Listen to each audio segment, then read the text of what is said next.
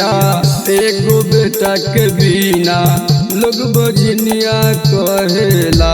हे मैया एगो बेटा के बिना लोग बजनिया कहेला। सब बजनिया कहेला लोगवा बजनिया कहेला।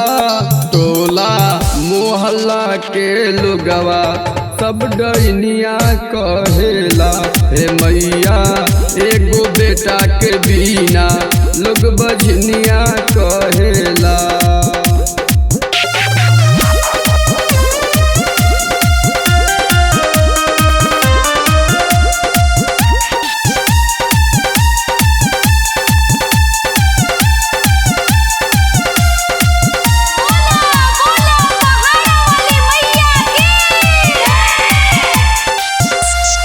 नदी सास मारे लिताना हमरा खाइल न जाला खाना। हे देवी मैया खाइल न जाला खाना।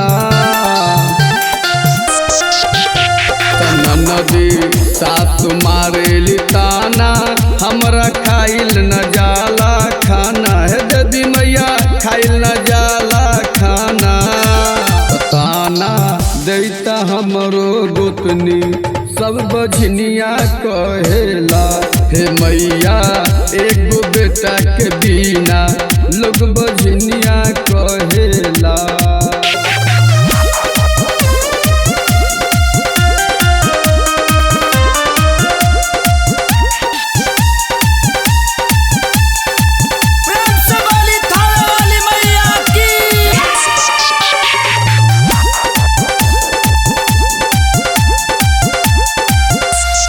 पूजा कैनी 9 दिन नौमी अब की भइल हमरा से कमी। ए देवी मैया भइल कवन कमी।